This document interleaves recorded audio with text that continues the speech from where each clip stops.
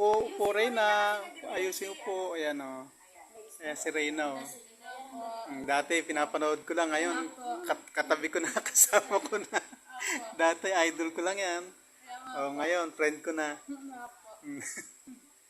Katuwa naman si Reyna. Bait-bait. Yun o. Nakita niya.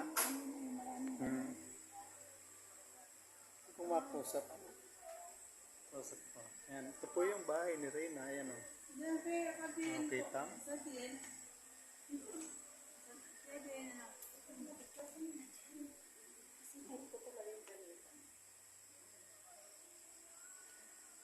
Amper, alis ka muna dyan kay picturean ko yung pang-thumbnail na maganda.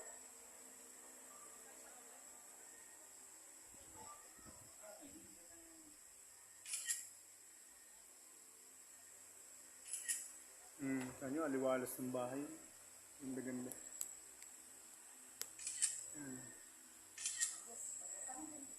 Ano ngayon ako? Ano ngayon? Messenger.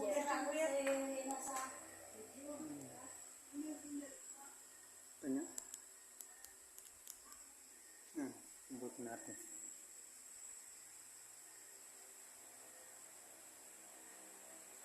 Jesus.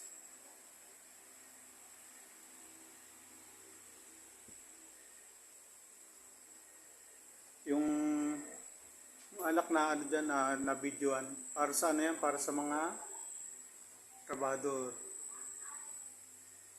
Ibigay yun sa mga trabador. So ito hindi kasama sa ano kanina nung nag-blessing, wala pa yung cabinet kanina. Nung matapos ang blessing, tsaka lang ikinabit.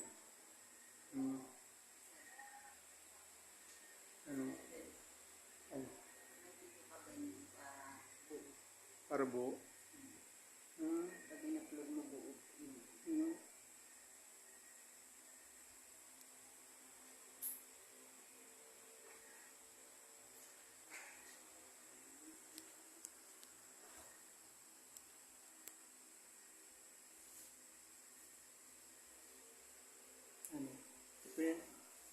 Ito yung mga basura na pinag-alisan ng ano.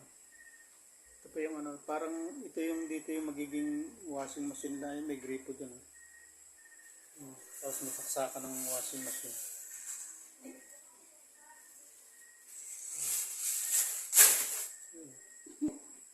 Hagis-hagis lang muna.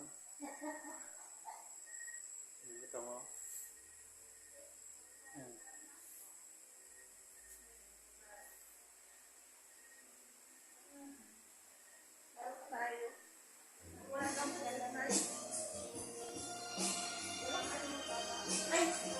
Ito ako nagkabit nito kanina. Pasamantal lang yan kasi hindi naman para dyan yan eh. Hindi talaga para dyan yan. Kaya lang pansamantala nilagay lang muna dyan. Kasi ito rin gagamitin nila itong gas tank. Para yung tangke. Ito pansamantal lang to. Pansamantal lang to dito. Hindi talaga yan dyan. Ito pala yung regulator na binili ko kanina. Yung mga ito dyan. Bumili kasi ako regulator kasi naiwan yung ano nito, naiwan yung goma. Itong goma niyan. Hindi ba ikabit ng ayos pagka wala itong goma. Kaya bumalik pa ako ng hapon.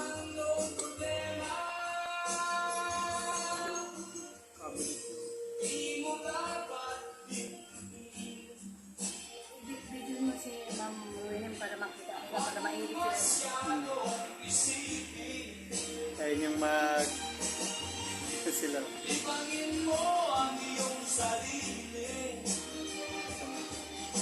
Ay, ano pa po pala yun? TV, laki-laki TV. Ano pala to? Ilang inches to, ma'am? 65 ka po. Sabi ko kanina, lampas sa 40, yung pala 65. Halos hindi masakop ng camera. Laki-laki niyan. Tapos, ito yung kwarto nila. Ayokong pasukin kasi pambabae yan eh. Baka mayroong hindi pwede akong makita dyan. Ha? Hindi na. Ito, samahan kita rin. Okay na. Okay na to. Tingin mo sa camera. Ito. aparador niya. Yan ito. Cortina. May double deck. Sino matutulog dito? Ha? Para kaya ito. Ang talagang kwarto ni Reyna, yung sa kabila talaga. Ito sa amin. Hindi, yung sa... sa inyong Danica to. Ito kay Reyna, solo si Reyna dito? Ito mo, may aircon yung ni Reyna. Dito, pasok na dito sa para yan. Aliwalas ka, no?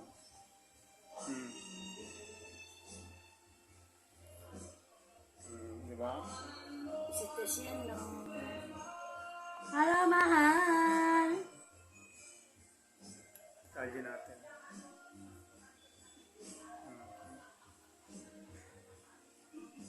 So, kisame niya.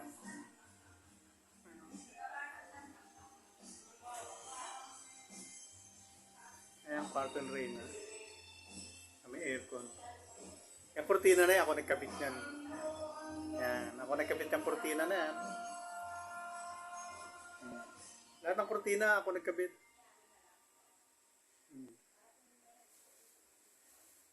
Sa bahay, hindi ako nagkakabit ng kurtina. Dito, naranasan ko magkabit ng kurtina. Ayan ang niya, yung kama niya. Diyan natin. Patayo kasi ako mag-video. May nag-tip sa akin na dapat to pahiga para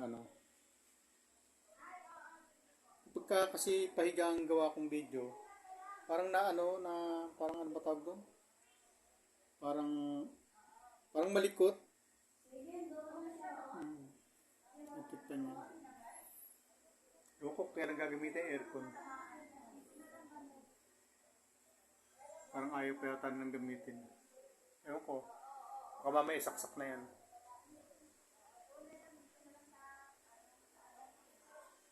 Tama, ganda ng kwarto ni Reyna. Tapos dito pa siya mag-ano. Ayan, kita ko. Upo sa kama ni Reyna. Hanggat wala siya.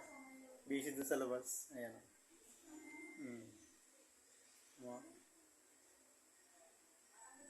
Aliwalas na, aliwalas.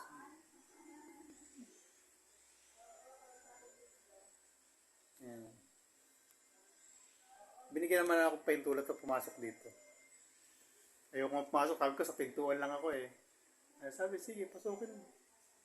Wala pa naman si Reyna, tsaka wala pa naman siyang gamit na nakakalat. Nakaligpit pa naman, kaya pwede pa. Kaya pwede ko pa rin pasukin. Ayan na, kwarto niya. Ako nagkaskas ng sahig niyang kanina, puro alikabok yan kanina. Minapan ko. Nagtyagaan ko mapin yan. Tapos yung kama, ako nag-arrange. Ako nag-arrange ng kama niyan. Kasi babae sila eh. Katulong ko rin sa Ma'am Rowin eh. Tulong kami. Pati ito, aparador. Nilagay namin sa ayos kanina. Kami nag-ayos nito kanina. Bago mag-blessing. Wala pala ribbon cutting, blessing lang pala. Pinamisahan lang. Tapos, may pumunta pare dito, nagmisa. Wala pang tao noon, magmisa yata si Father noon, wala. Tapos, yung rep yung taas ng rep. Hindi ko alam ilang cubics yan. Ilang cubic.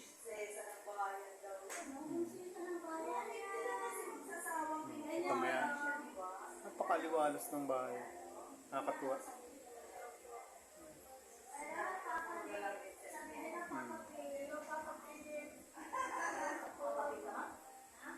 Ayan, pambigay yun sa yung emperador tsaka pasasalamat sa mga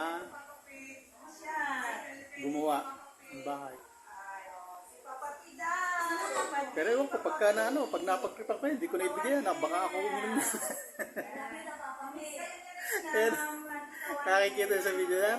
Pagka kasi yung mga trabador doon, nagiinuman din, napatagay ako ng isang shot. Pagka malasing na sila, hindi ko nabibigay, ako titiran yun.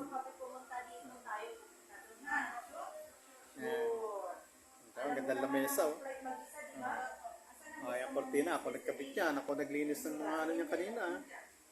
Ako naglinis yan, ako nagpunas niyan kasi kanina maalikabok yung mga grills na yan. Yan sila. Yan, yung nasa lamesa na yan. Paglasing na yung mga trabahador doon, pag hindi na ibigay yan, ako titira niyan. Kahit mga ilang shot lang ako dyan, okay na. Pero baka hindi rin. Depende.